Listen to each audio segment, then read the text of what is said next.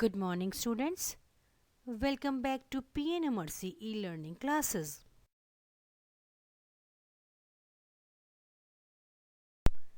This is the second part of chapter number 14, and that is chemical effects of electric current.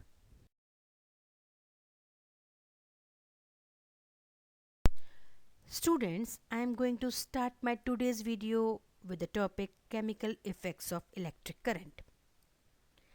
Electric current can bring about chemical changes, so it is said to have a chemical effect. अगर हम electric current किसी liquid के अंदर पास करते हैं तो क्या होता है, उसके अंदर क्या आ जाते हैं, केमिकल चेंजेस आ जाते हैं. उसे हम क्या बोलते हैं, केमिकल इफेक्ट. मैं एग्जांपल देके आपको समझाऊंगी.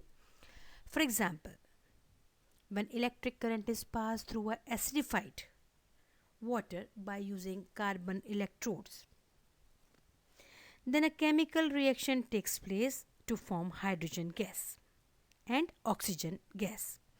इसका मतलब क्या हुआ कि मैं जब किसी भी वाटर के अंदर जो थोड़ा सा मैं उसको एसिड डाल के उसको एसिडिफाई कर दूं और उसके अंदर अगर मैं इलेक्ट्रिक करंट पास करूं तो मैं क्या देखूंगी कि केमिकल रिएक्शन होगा, टेक्स प्लेस, और क्या इवॉल्व होगा, हाइड्रोजन गैस और ऑक्सीजन गैस इवॉल्व होगी. This chemical reaction can be written as in a equation form as water को जब मैं इलेक्ट्रिक करंट पास करती हूँ उसके अंदर केमिकल रिएक्शन होगा और हाइड्रोजन और ऑक्सीजन गैस इवॉल्व होगी. Water is a chemical compound. Water क्या है, एक केमिकल कंपाउंड है.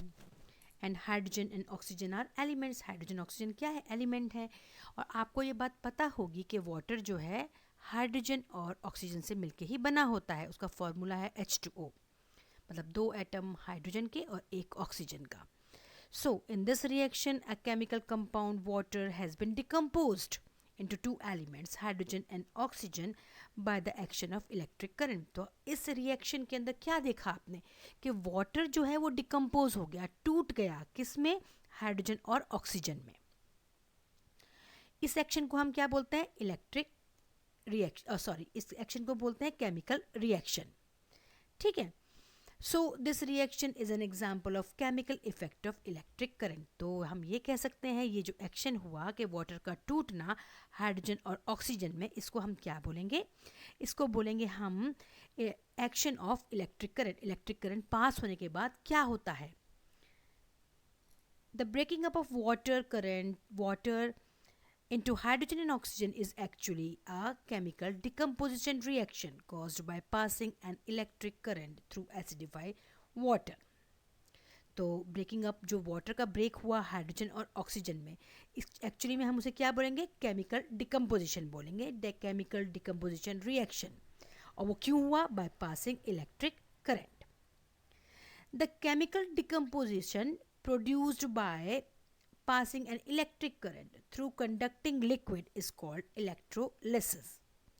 The decomposition of acidified water into hydrogen and oxygen by passing an electric current is an example of electrolysis.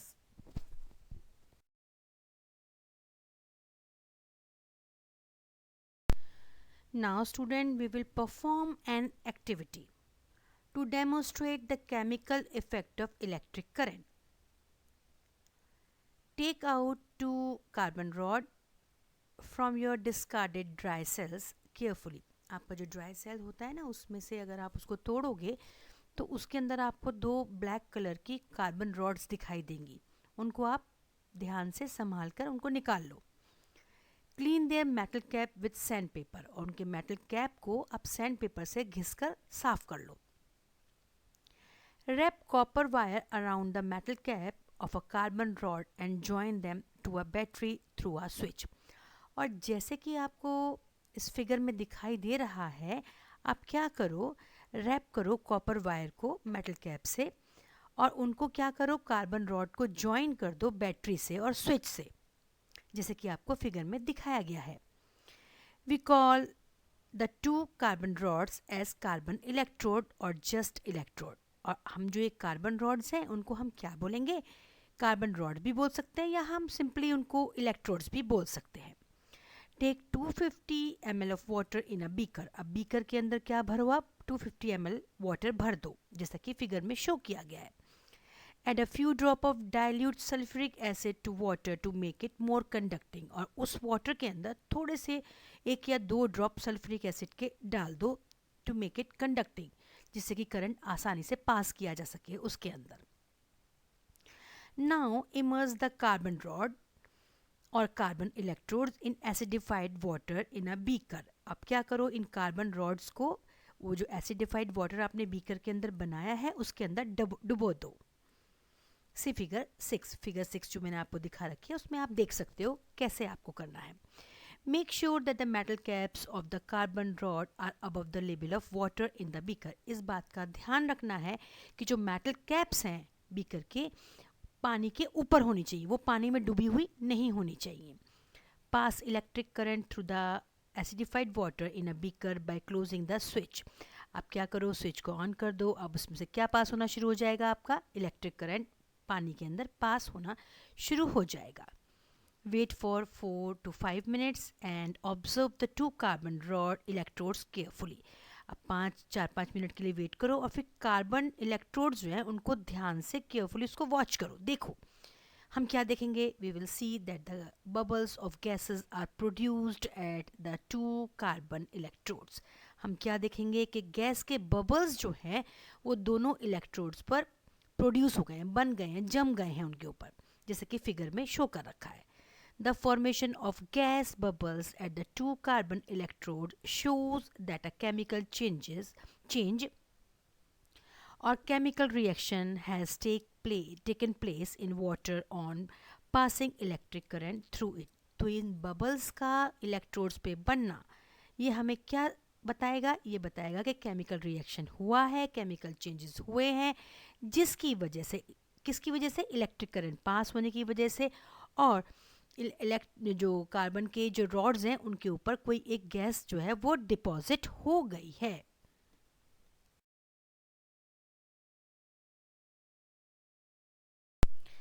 So from the above activity what we conclude that in the year 1800 a British chemist William Nicholson had shown that if electric current is passed through acidified water, then bubbles of oxygen gas and hydrogen gas are produced at the 2 electrodes immersed in it.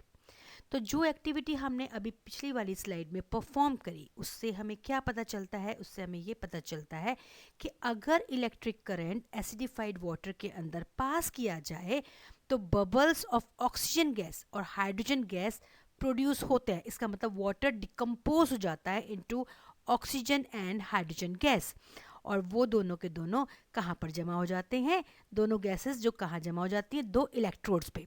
अब important point क्या है, first point is oxygen gas is formed at the positive electrode. Oxygen gas कहाँ जमा होगी, positive electrode पे, that means anode पे। Positive electrode means anode, ध्यान रखिएगा, which is connected to the positive terminal of the battery. वो किससे connected है, बैटरी के पॉजिटिव टर्मिनल से, जैसे कि फिगर में शो कर रखा है। And hydrogen gas is formed at the negative electrode, that is cathode. Negative electrode को क्या बोलते हैं, कैथोड।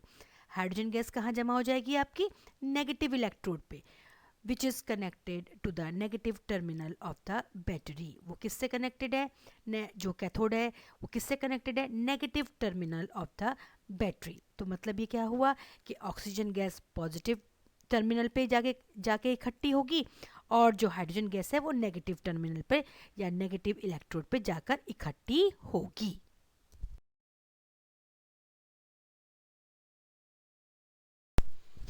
तो स्टूडेंट एक बार शॉर्ट में फिर समझाती हूँ आपको, chemical effect of electric current. When electric current pass through a conducting solution, जैसे कि एसिडिफाइड सॉल्यूशन था, इट कॉजेज केमिकल रिएक्शन। उससे क्या होता है, केमिकल रिएक्शन होता है, that is called chemical effect of electric current. अब उससे होता क्या है, chemical effect of electric current में cause formation of gas bubbles at the electrode. Gas bubbles बन जाते हैं इलेक्ट्रोड पे, जैसा कि मैंने आपको अपनी पहली वाली स्लाइड में बताया। Deposition of metal on the electrode, जो मेटल्स होते हैं वो भी जो है इलेक्ट्रोड पे जाके जम जाते हैं, वो हम आपको अगली स्लाइड्स में और डिटेल में बताऊंगी। Change in colour of the solution, और सॉल्यूशन भी जो है वो कलर, उसका भी कलर चेंज हो जाता है।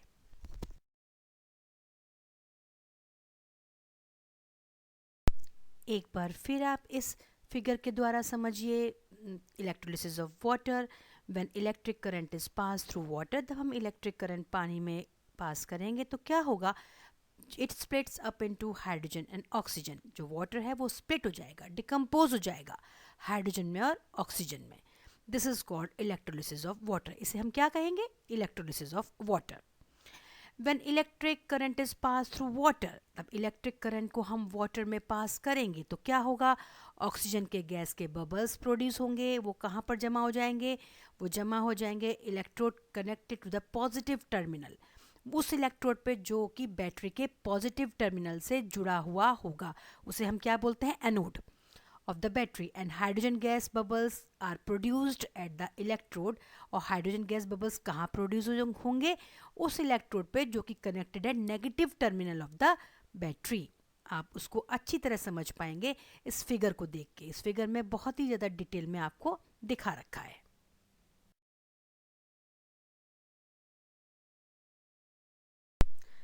Now student, we will perform another activity to demonstrate the change in color caused by the chemical effect of electric current. Cut a potato. हमने potato लिया into two halves, उसको दो halves में cut कर दिया, ठीक है। Take one piece of cut potato and insert two iron nails into it a little distance apart from one another.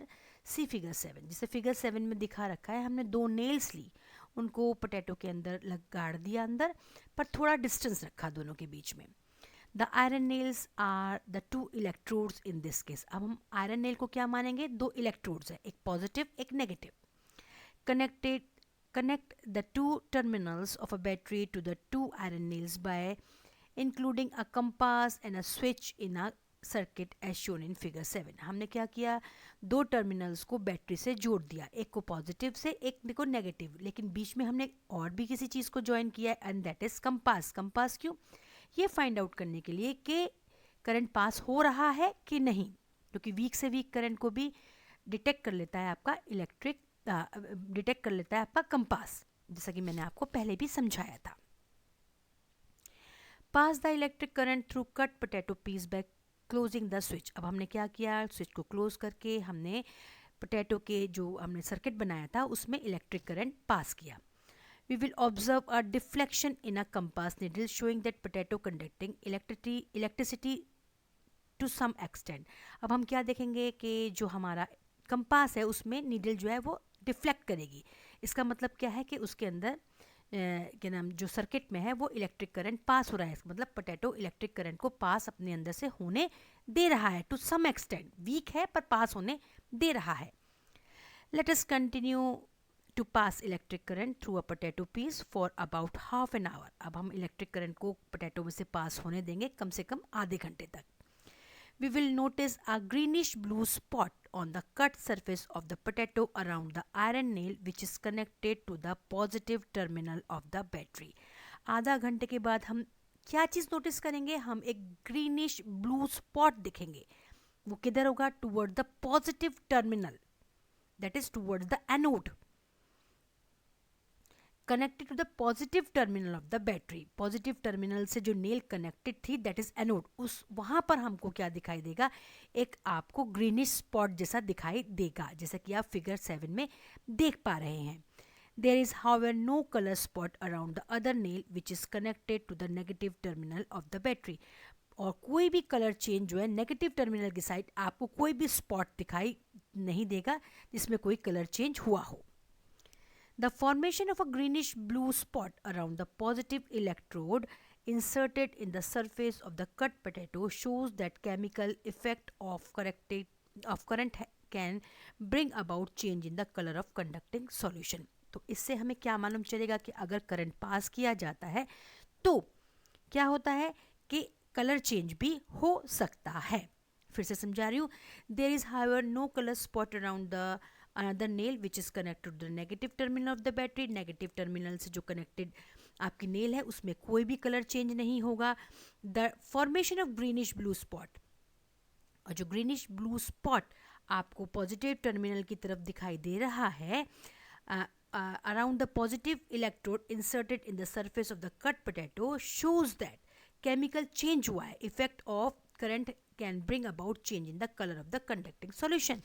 तो उस केमिकल चेंज हुआ है, कोई केमिकल रिएक्शन हुआ है जिसकी वजह से जो कंडक्टिंग सॉल्यूशन है उसका कलर जो है वो चेंज हो गया है. A fresh potato contains solution of many substances dissolved in water. क्योंकि एक फ्रेश पोटैटो के अंदर बहुत सारे सब्सटेंसेस होते हैं जो पानी के अंदर डिसॉल्व होते हैं और वो पोटैटो के अंदर प्रेजेंट होते हैं. Thus, an electric current produces a chemical effect in potato leading to change in color.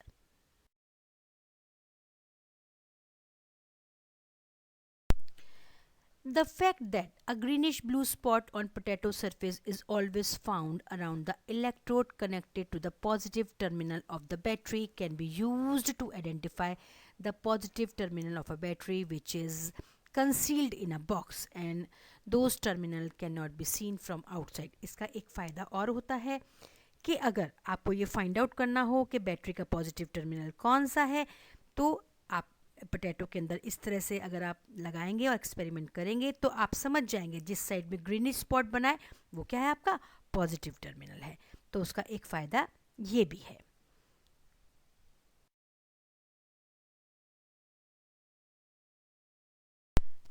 So that's all for today's video, student. I think you must have understood today's video. You must watch this video very carefully. This will be very beneficial to you. So I end my video here only, students. Thank you and have a nice day.